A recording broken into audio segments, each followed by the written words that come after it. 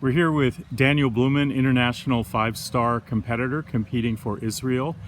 Daniel, could you talk about the value of scientifically engineered surfaces? The first time I ever heard about scientifically designed surfaces was through Equitech, and it really changed my perspective about the sport. Before, when you spoke about surfaces, it was based on feeling. You know how you feel when you ride on your horse, on landing, on takeoff, on turning, how your horses felt after the competition. Through Equitech, everything changed. Now it's scientifically proven. It's numbers. It's statistics, and that completely changed the name of the game, because now we know what we're dealing with.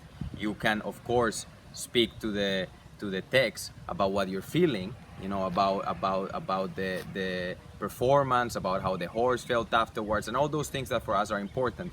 But now you actually have numbers, you have science that you can work with to know and try to achieve the perfect balance between health, safety, and performance. Those three things are extremely important, but not one more important than the other. They all need to work together, and that's what I feel that we were able to accomplish with Equitech. Thanks, Daniel. One aspect about scientifically engineered surfaces is to design them so you know the outcome before you start. It's much the same way of training for a competition, knowing what's going to happen before you do it. Could you talk about how you see using these sorts of analytics to improve your training outcomes in the future, say on your training surfaces? Absolutely. For me nowadays, for example, we're lucky to have one arena at Bluman Equestrian that is designed by Equitech, and I don't really jump anywhere else, just because we always have the factor of risk of things that can go wrong. You can get an injury with a horse, which is quite common. You can fall. The horses can slip when you're training, and once you know that your arena is scientifically proven to be right, to have the right conditions, then everything changes. You can control a variable that before you couldn't control. Our sport has a lot of variables, and we know and we learn to accept them. But now the conditions of the footing is not a variable anymore.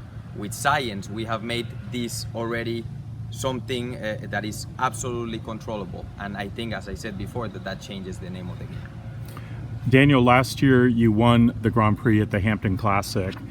So this year, the surface is being re-engineered using the processes you talked about with Equitech and the construction by JTWG. Could you give us some idea about what you're expecting with the Hampton Classic and how you feel about these changes? Well, to begin with, I love the Hampton Classic. I've been there already for about 6 years and have quite a bit of success. And I love the show. I think it's one of the best competitions around the world. It deserves to have the status that it's going to have now. Not only because it's now a 5-star and a 2-star, which puts it as good as any other competition around the globe, but also because now we know that we're going to have fantastic footing. And it's not because I say so, it's not because another writer says so, it's not because management says so. Now science says so. So if we know already before we go to the Hamptons that science is backing the fact that the footing is going to be perfect, then who are we to argue? We know that the footing is going to be perfect, and that's only going to make the show that already was amazing just world class. So I'm really excited about it. I can't wait to be there this year, and I can't wait to see how this competition in the Hampton Classic becomes what it should be, one of the best and most successful competitions in the world. Thank you. Earlier, Daniel, you and I were talking about being a good steward for a horse, whether it's a rescue horse or a international Grand Prix jumper. You talk about the role of science and predictability in being a good steward for the horse, and how you see maybe the industry changing for the better so we're not damaging as many horses. Yeah, absolutely. I think that as much as we can have science backing up different ideas, in this case we're talking about surfaces, but in general I think when you have science behind, when you have facts and not just opinions, everything becomes more controllable, because then there's not an argument against who says and who says not. This is going to be now based completely on facts and numbers. So now that we get to have that in the surfaces, in the conditions we perform, it's proven, I mean, for sure, that the number of horses that are going to get injured is going to be significantly less. The amount of money you're going to have to spend in vet work to rehab your horses because they get injured, and the wear and tear of a bad surface is going to be way less. And obviously also when you now are going around jump offs and and you're competing at high speeds, you can be comfortable that the footing is not going to give on you and you're going to end up in the ground, and again injuring your horse and injuring yourself. So I mean, I think that this is revolutionary. I think that it's picking up actually quite fast now with the Hampton Classic adding this technology to their footing.